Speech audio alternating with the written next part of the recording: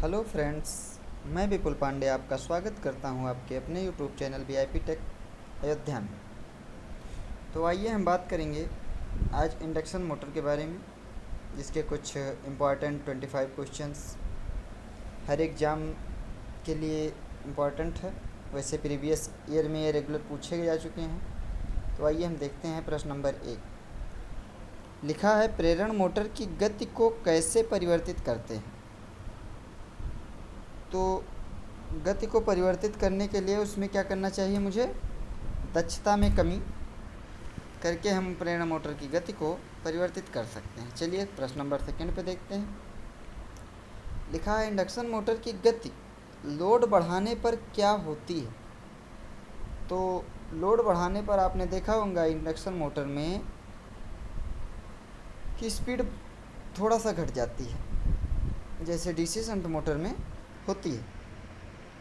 चलिए प्रश्न नंबर 3 देखते हैं। इंडक्शन मोटर का प्रारंभिक बल आघूर्ण कैसा होता है।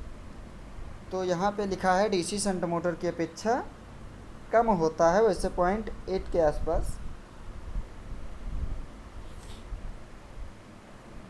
मतलब कम ही आप समझ सकते हैं बस। चलिए प्रश्न नंबर 4 देखते हैं। क्या 2 फेज मोटर के क्षेत्र के घूमने की दिशा विपरीत की जा सकती है। तो जी हाँ, किसी भी संयोजन को आपस में परिवर्तित करके हम दोनों फेजों में किसी को भी आपस में परिवर्तित करके हम 2 फेज मोटर के घूमने की दिशा विपरीत कर सकते हैं। चलिए प्रश्न नंबर 5 देखते हैं। 3 फेज मोटर के क्षेत्र के घूमने की दिशा विपरीत कैसे करते हैं। अभी आपने 2 फेज में देखा, तो 2 फेज में तो आप कोई भी आप चेंज कर दीजिए फेज, तो उसका मोटर का परिवर्तन हो जाएगा।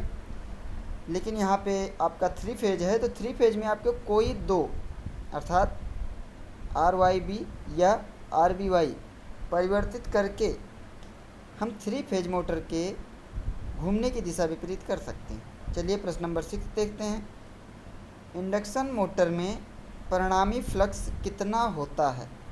तो इंडक्शन मोटर में जो परिणामी फ्लक्स होता है φR = 1.5 φm।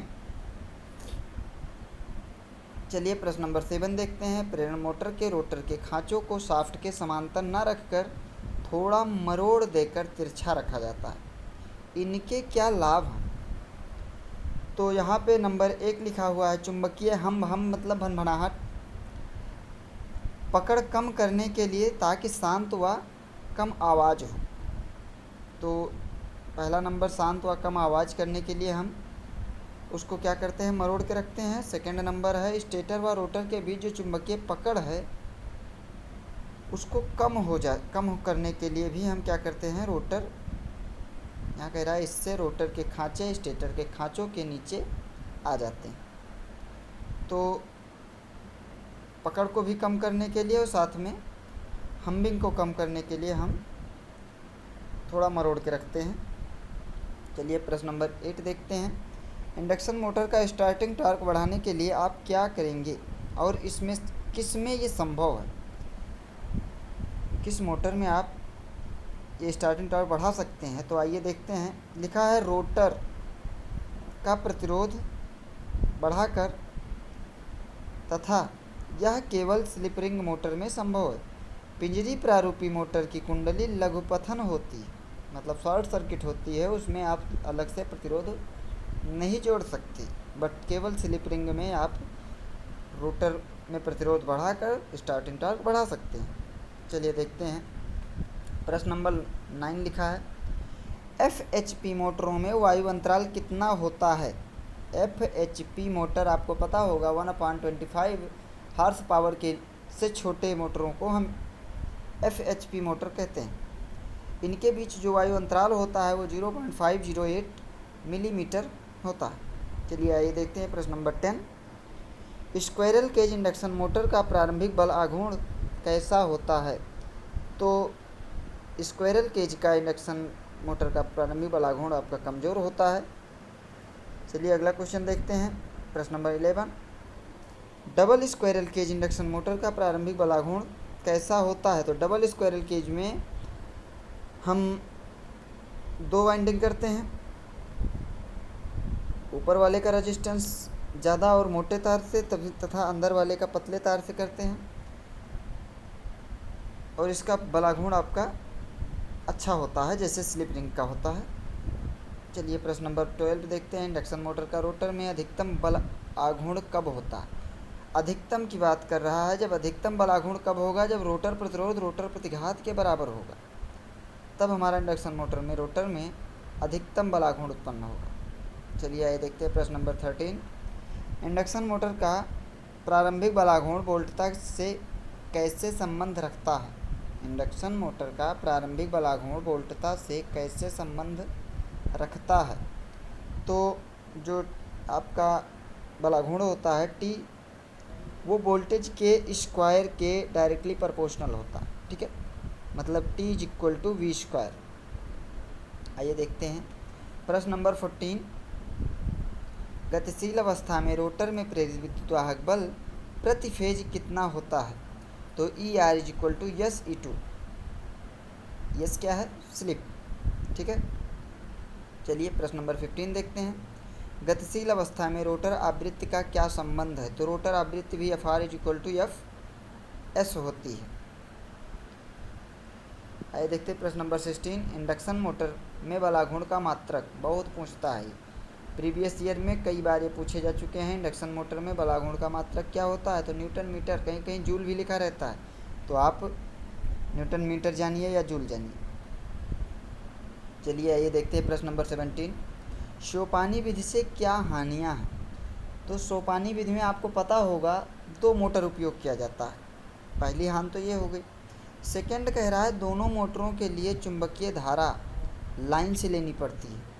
अब यह धारा वाटहीन होती है, जिससे शक्ति गुणक को कम कर देती है, तो पावर फैक्टर आपका इसमें कम हो जाता है। चलिए आइए देखते हैं प्रश्न नंबर 18। सोपानी विधि में शक्ति गुणक को कम कर होने से रोकने के लिए क्या उपाय किया जाता है? जो अभी आपने पढ़ा कि पावर फैक्टर कम हो जाता है, उसको रोकने के लिए हमें क्या उपाय करना चाहिए? तो यहाँ पे हमने 4 ऑप्शन दिए हैं, 4 उपाय हैं। नंबर 1 देखते हैं, सहायक मोटर को छोटी रखते हैं। दूसरी कह रहा है इसमें मुख्य मोटर की अपेक्षा कम ध्रुव होते हैं। थर्ड बोल रहा है इससे चुंबकीय धारा सहायक मोटर बहुत कम लेती है। फोर्थ नंबर आपका बता रहा है अतः इसकी गति तुल्यकाली गति से बहुत कम नहीं पाई जाती। ठीक, चलिए देखते हैं प्रश्न नंबर 19। इंडक्शन मोटर में स्टार संयोजन में लाइन धारा डेल्टा संयोजन में लाइन धारा की कितनी होती है? तो स्टार में धारा आपकी 3 गुनी होती है डेल्टा से, तो यहाँ पे 3 गुनी आपकी लिखी हुई है। प्रश्न नंबर 20 देखते हैं। इंडक्शन मोटर में स्टार संयोजन में डेल्टा संयोजन की अपेक्षा कितनी शक्ति वितरित होती है? तो 1/3 वितरित होती है। ठीक है, पावर की बात यहाँ पे कर रहा है। प्रश्न नंबर 21। मोटर के बंद रोटर या लघुपथित परीक्षण में स्लिप का क्या मान होना चाहिए? यह कब संभव है? तो अगर शॉर्ट सर्किट है तो स्लिप का मान क्या होना चाहिए? 1 होना चाहिए। देखिए आइए क्वेश्चन देखते हैं। इस परीक्षण में स्लिप का मान इकाई होना चाहिए। यह तभी संभव है जब मोटर की गति लगभग 0 हो, तो 0 गति पर ही हमारी स्लिप का मान क्या होगा? 1 होगा। चलिए आइए देखते हैं प्रश्न नंबर 22। लघु परीक्षण में यदि आप अपने स्लिप रिंग मोटर पर परीक्षण करना है तो आप क्या सावधानी रखेंगे? सपोज आपको स्लिप रिंग मोटर पे शॉर्ट सर्किट टेस्ट करना है, तो आप कुछ सावधानी रखनी पड़ेगी। नंबर 1 देखते हैं, स्टार्टर जो लगता है उसका प्रतिरोध को परीक्षण से हटा दो। मतलब जो आपको टेस्टिंग करना है वहाँ पे स्टार्टर जो आप यूज किए हैं उसको हटा दो। सेकेंड कह रहा है स्लिप रिंगों को शॉर्ट सर्किट कर दो, तो स्लिप रिंगों को आप शॉर्ट सर्किट कर दीजिए। और फिर कह रहा है अब स्टेटर में धीरे धीरे कम वोल्टेज प्रयुक्त करनी चाहिए।